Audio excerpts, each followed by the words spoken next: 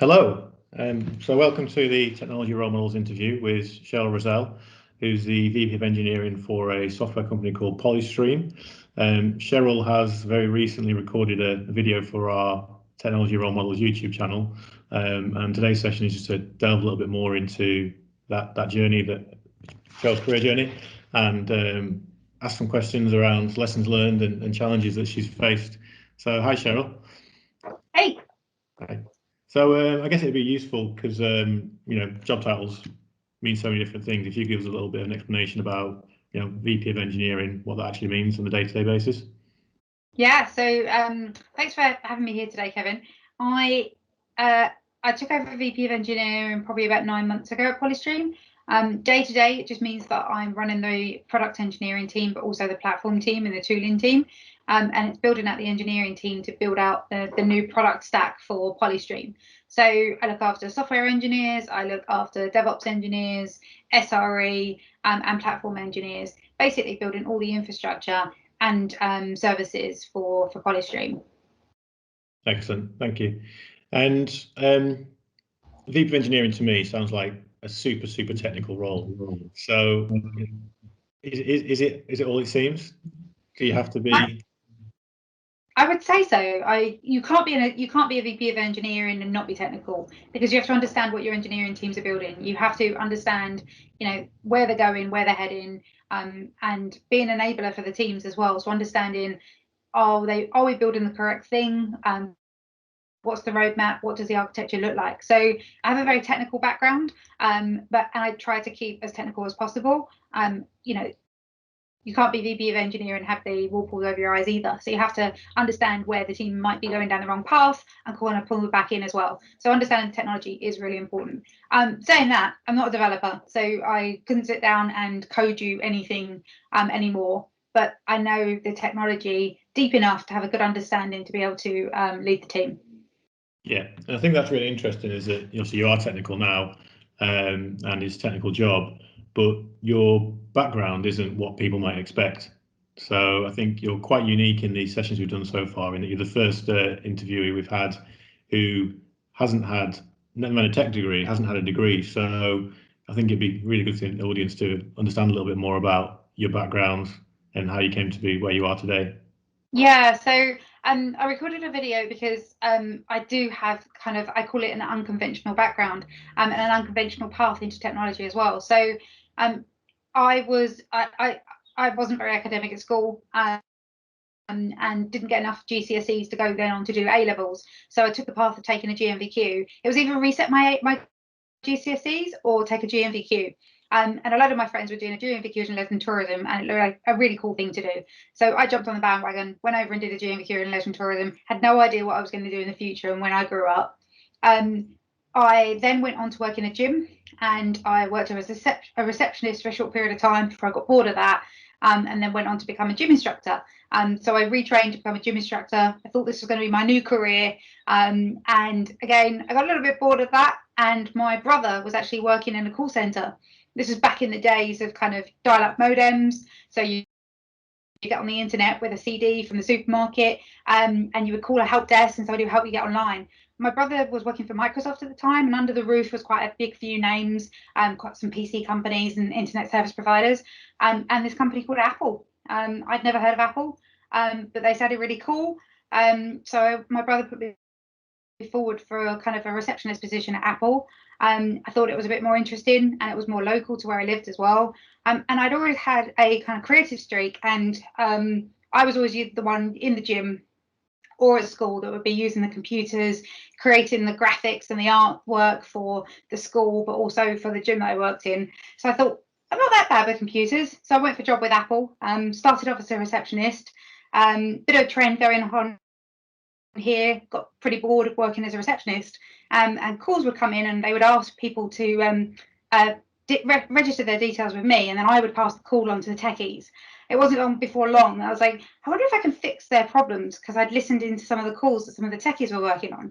So I started troubleshooting their issues and kind of understanding, what would stop them getting on the internet, or their Mac wouldn't start up. I must admit, first day I turned up, couldn't even switch the computer on, because back in the day, when it was early Apple, it was the old grey computers where the power button was on the keyboard, which completely bamboozled me. But once I figured out how to switch the computer on, I was off. I was then called into my boss's office, and Ali being 17 at the time, really petrified that I'd done something wrong. He was like, Cheryl, we've been listening on your calls, and I was like, I'm really sorry, I can't help myself, I just want to help people. And I think I'm quite good at it. And he was like, no, we agree, actually. So they put me through my technical training, and I became a third line support analyst working for Apple. And that was kind of the start of my career. Since then, I've just taken different career tracks to get me to where I am today. And I've taken project management roles, desktop support roles, I've taken a DevOps role, software engineer, and kind of later on in my career took a sysadmin role, which kind of got me to the DevOps career that I'm in today. So yeah, very unconventional, from a gym instructor to VP of engineering. Yeah. So apart from that, wanting to help people and just generally being switched on and listening to what's going on around you, what skills do you think that you had naturally that allowed you to then make that transition into a tech type career? I think a very logical thinking. So I think things very much in binary. I think just having an aptitude to working in technology, I've just been able to pick it up very quickly. If you sit me in front of a blank page and tell me to write an essay, I can't. I'm not very academic. I can't sit exams. But saying that, I have an MCSE and I have a huge amount of technical certifications. So I realized that I was good at applying myself to technology-based problems as opposed to the more academic. So that's why I took that route. So a curiosity for kind of problem solving is something that's key to kind of my career, and it's taken me through my career and the different steps. And I think I like a challenge.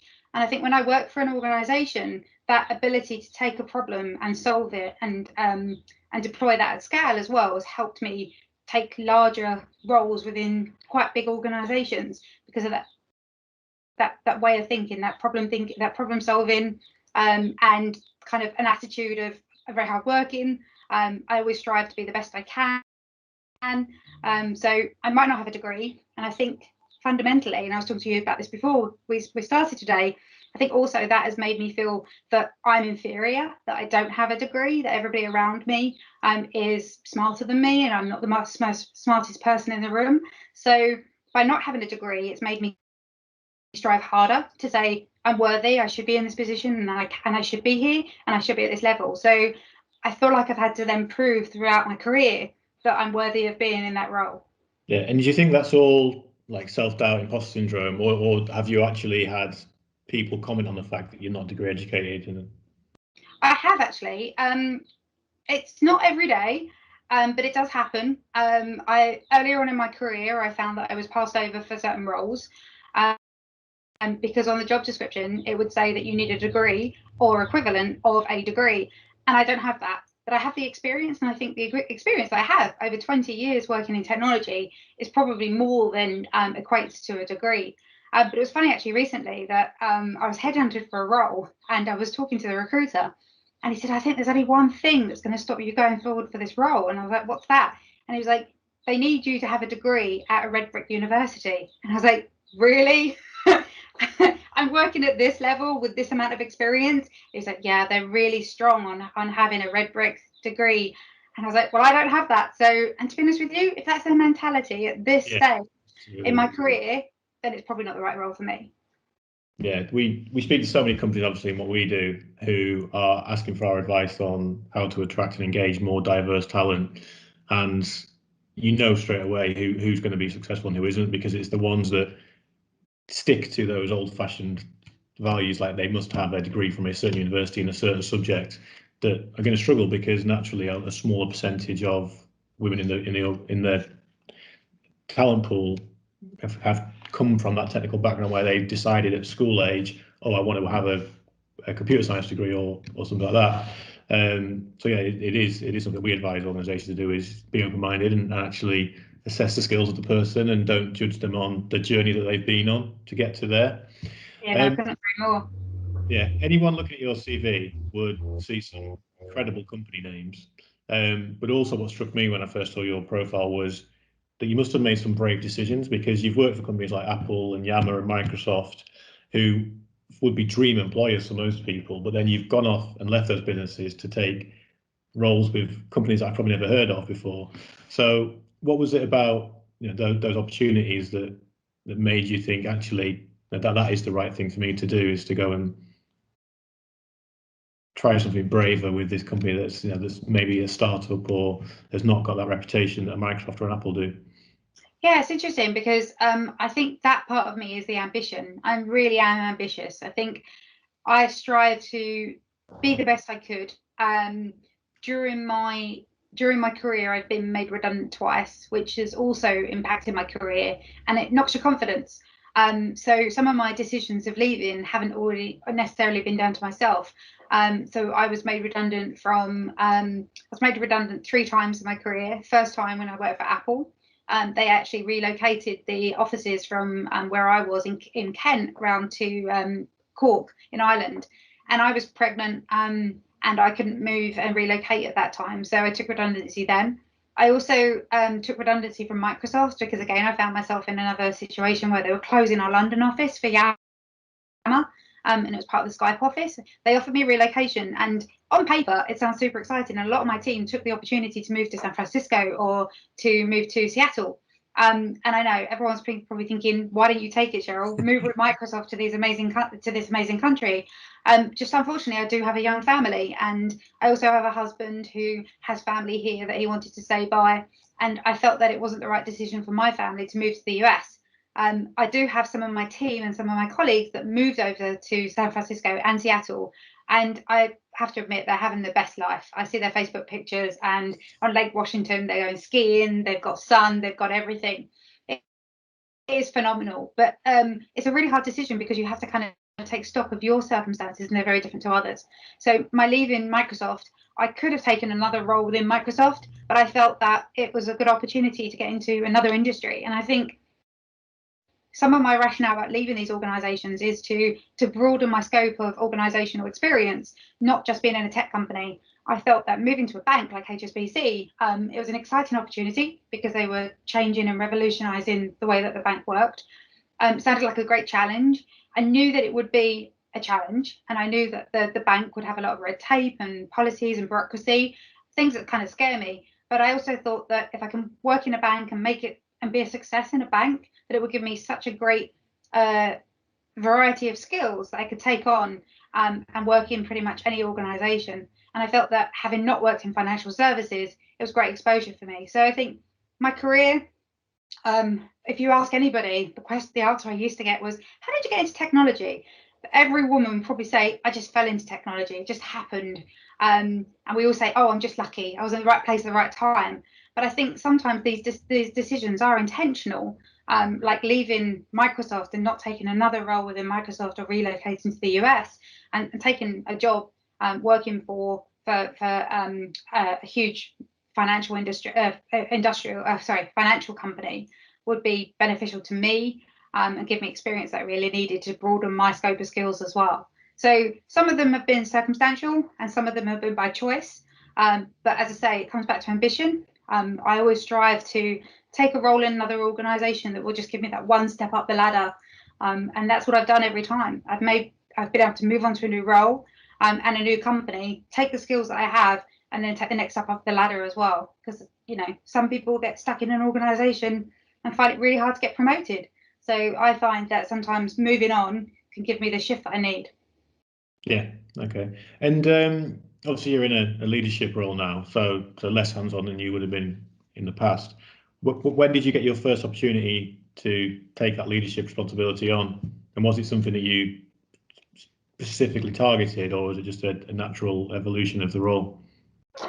It was quite small scale when I first took on my leadership role. It was back when I was working at the BBC, where I was given a small team to deploy a project for them. I always knew that I kind of had leadership skills, and I knew that I would eventually want to lead people. But I didn't have a clue what I was doing. I didn't have a clue how to lead people and motivate them and inspire people. I think it's something you learn. And I think it's something that I've learned from a lot of my leaders and my managers across the years. I take the good bits, the things that I found inspiring when I was down or I felt like I couldn't accomplish something. What was it that those people did for me to help me get to that next step?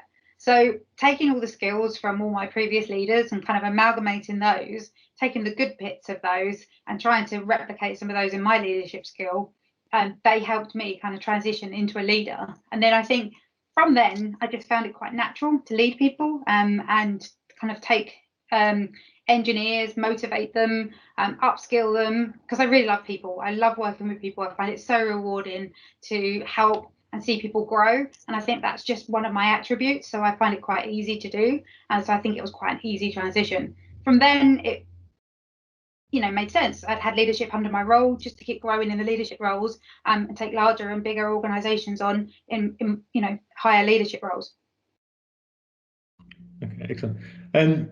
So obviously within the mentoring program that this session is for, we have a lot of people who might look at your journey and think that's a route I'd like to take. I'm enjoying the technical role now, but I aspire to be a technology leader. What skills do you think are the most important that they should be looking for our mentors to help them develop? Yeah, it's interesting because I'm actually working with a few mentees at the moment that want to become leaders. And I think leadership comes from experience. It's not something that someone can teach you. You can't sit down in a classroom and somebody teach you how to be a good leader. I think it comes from the years of experience of working with people, seeing what a good leader looks like, and looking deep into yourself to understand what skills do you have, and being honest with yourself. Is this the right path for me? Do I have the right skills for this? And what do I bring to the table as a leader of a team? How could I remove the blockers? How can I make a team successful? And I think you have to be quite selfless when you're leading a team, because you put everybody else's needs ahead of yourselves, and everyone just thinks, but by taking a leadership role, that's a promotion. If I want to get to the next stage, I take a leadership role, I take a managerial role. And I keep explaining to people that's not necessarily a promotion. Sometimes staying as an IC and taking on more responsibility but not in a leadership role can also lead you to that promotion. So I spend a lot of time coaching people to say, is it the right thing for you? What can you bring to the table in terms of being a leader? What can you do to inspire others? And it's quite a thankless task, but I find it quite rewarding, especially when I've seen some real successes of people that I've worked with that have now gone on to lead their own teams, or they become directors or VPs. I find it so rewarding, but it's not for everyone. Yeah, I was going to ask, obviously, as a mentor, what's in it for you, and why do you do it? I think you've answered that question already by saying, is there any other benefits you found from being involved as a mentor in programs like this? I love being a mentor because I get as much out of my mentee than they do as me as a mentor, because I like to hear other people's perspective and their challenges, and I like to feel like I give value back to them. So I've got a mentee that I've had conversations with, and they've gone away and said, look, this is the best conversation I've had because they've gained so much out of it. Equally, I've gone away and said, I've just had a conversation and I gained so much out of it. So selfishly, I also gain a lot out of the relationship as well, because I'm learning about people and behaviors and seeing issues that I wouldn't normally see if I wasn't having those conversations. Yeah. One of the questions that I was wanting to ask was around mentoring again. You sounds like a lot of your journey, you've been very driven and gone out and got the qualifications you needed, to help you feel like you've got the skills beyond that degree and all those kind of things. But have you ever had support from mentors, coaches, sponsors, and what part have they played in your career? I would say my career is attributed towards the success of having great sponsorship. Because of the fact that I'm quite energetic, I'm quite eager. I've always been like that from an early age, where I want to do the best I can, and people see that and recognise that. And quite often, some of the roles that I've been put forward for is a conversations that happened when I'm not there, and they're like, "Oh, this role's come up. Oh, do you know what? Cheryl will be perfect for that." So an example of that, I was working at News International and I was working as a third line support analyst, and they were going to build this new initiative. It was a bit like the Genius Bar that you get in the Apple Store, but they wanted to build it in-house within News International, because I had that experience of working at the Genius Bar, and I kind of understood how it worked. There was a conversation that happened when I wasn't there, that I was put forward for this role, and they kind of came out and said, Cheryl, this great opportunity's come up. Would you be interested in doing this? Now, that's a good example of sponsorship. Somebody who knows my skills, knows me as an individual, and puts me forward for something. And actually, I took the role and I set up the tech bars and I deployed them in News International, and then they rolled them out in News Corp, and I helped Sky work on them. And it's kind of that helped me gain so much experience. But that's a good example of sponsorship. And a lot of that sort of happened throughout my career, where people would pick up on what I was good at and put me forward for things. And that's hard work, that's dedication, that's being vocal. I'm not a wallflower, and I like to kind of expand outside of just my team and connect with other people in the organization. And that's really benefited me, because then people know who I am, what I'm good at. I put myself out there. In every organization, I've always tried to talk at events and coach people, and kind of just reach my remit slightly out of the confines of just my team or a few peripheral teams, and make a larger impact. So if you cast that net wider, more people know about who you are, they can sponsor you. I didn't really know about mentors until quite late in my career. So I think a mentor doesn't have to have a tag associated with it. It's just people that can give you advice, you can bounce ideas off. So I've never had an official mentor, but I would have people that I could confide in if I was having problems or if I needed some career advice.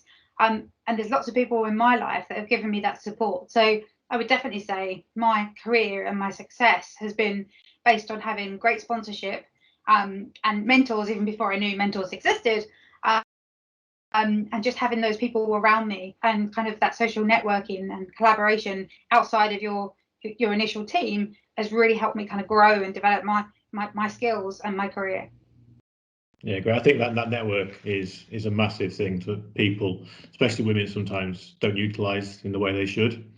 And I was having a conversation with somebody last week who spoke about the 90-10 rule, and they said that some advice they were given was, when you're planning to do a piece of work, plan your time so that 90% of the time you're doing the work and 10% of the time you're telling people about what you're doing. Yeah. And I think people sometimes like to think of it as self promotion and it's bragging and things, but it's absolutely not. If people don't realise the value that you are adding as an individual, you're not going to naturally build that network of sponsors and people that will be able to drive your career. So I think that's something, I took that on board, and I thought, do I do that enough? Do I just put my head down and do a good job and assume that someone will notice? Because most people are just busy doing their jobs and they don't notice unless you tap them on the shoulder and say, by the way, we've just done this, we've just achieved this. So yeah, that'd be my advice, is make sure that you are constantly reminding people of what you and your team are doing that is making a difference to the business. Absolutely. I think one of the things that I try to measure myself on, and something that I drive in every team that I've ever run, is impact. Your impact can be just within your team or externally, or to the broader organization, but everything is leveled on impact and how much impact you're making, and that impact will be recognized the larger the impact you make.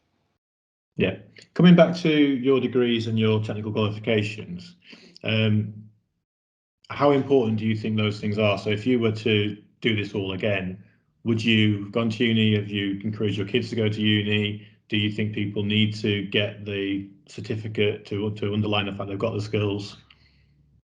So I did encourage my daughter to go to uni, and she did study at uni. But I think everybody's journey is different. So the fact that I didn't go to university, I didn't have a path that took me to university. My brother, who's only 18 months older than me, he went to university, but went to a local university. But actually, we've both worked in technology, and he works in a very different area to me. So I think every journey is different. You have to do what's right for you. My daughter's always been very academic. She got great GCSEs, then great A levels, and it was just a natural progression to go to university. She just finished her degree in English literature, and now she wants to become a teacher. I think everybody's journey is different. When I'm hiring, I don't necessarily look for somebody who has a degree, and that's maybe a skewed view on things, because I don't have a degree, but it's all about attitude and attitude to me. Can the person do the job? Can they learn? If you're hiring for a junior position, I'm not expecting them to have all the qualifications to do the job on day one, but I'm expecting them to have the eagerness and the drive. And I suppose I look for people with those kind of key skills to drive forward, because if people have got the eagerness and the aspiration to learn, then you can teach them anything. But if they come with the qualifications and they turn up and say, well, I've already got the qualifications, I don't really need to learn anything else. It's not the right attitude to have. So it's more attitude than it is qualifications with me. But again, if somebody comes along and they've got the experience, but then they've got the attitude, then I'd hire them as equal as I would that somebody who didn't have the qualifications. So it's all on an individual basis. You've got to do what's right for you. And if you feel that, you know, going to university and doing a degree, that's great because you learn so much. I took a different career path, but I was learning as much as you would do it during a degree on the job, because that's how I learn, that's how I pick things up. So my career has been based on learning on the job, starting day one, not having a clue what I'm doing, and I just have to pick it up. Not everybody deals with that very well. Some people like to have things mandated to them, task driven, whereas I like ambiguity. So every journey is different. Yeah. How do you find self-motivation? Are you a naturally driven person, or do you need other techniques to give yourself that push? Yeah, I think I really annoy the people around me because I am quite driven. I love a challenge. I love I love it when things are on fire and I have to go in and I have to sort things out. That's really when I thrive. So throw me right in the deep end when everything is on fire, and that's when I at my best. Again, not everybody is like that. Some people don't like that and they find it quite daunting, but that's just my personality. I'm very driven, just purely because I'm very self-motivated, but that is the same in every walk of my life. At home, I think it drives my husband mad, it drives my kids mad. I'm just naturally, I'm the organizer when me and my friends go out. It's just kind of some of my personality traits. I'm just naturally quite driven. But I try to motivate people that maybe aren't so driven. But I think there's the ways of coaching people to get to that end goal. I think ultimately we're all trying to get to the same goal, but we're all going to take very different journeys to get there. And some people it take longer, and some people it doesn't take as long because they just kind of dive straight in. You know, I'm the kind of person that would put something together without reading the instructions. I think some people are very different. Like, you know, I often put it together backwards, but then I'll take it apart again and I'll put it back together the right way. Again, still not using the instructions, but that's just kind of my mentality to life. Yeah, and I guess that brings with it its own challenges. So, have you ever been in environments where there isn't that constant challenge, there isn't that constant need for transformation and change, where it's more of a BAU scenario? How do you cope in that environment? Yeah, so I think some of my career changes have been based on the fact that I've kind of got to that point where things have died down, it's become BAU, and then I'm looking for a bit more of the excitement and the opportunity again. That's when I tend to kind of branch out and start doing other things in the organisation. And you know, my team used to hate me coming back from a meeting. And I go, right, guys, just had a meeting. And they're like, oh boy, she's come back with more work for us.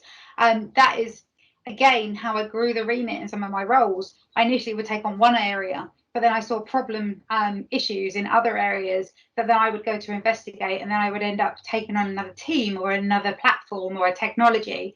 And, you know, my success at HSBC was built by doing that. I started with one problem area, and then I could spot other areas that I felt that I could add value. And then I started to expand the remit of my team, the technology platforms we looked after, and the problems. And it actually I built quite a big team based on that as well, using the same skills and the problem solving skills to take on different areas and grow an entire team, which is great because it was hugely beneficial for the team. They learned new experiences, worked with different areas that they hadn't worked with before, and grew quite a big team and quite a successful team with it as well. Yeah. You've had CTO roles, you've had currently a VP of engineering role, and you're still quite young. So what is the next step for somebody in your position?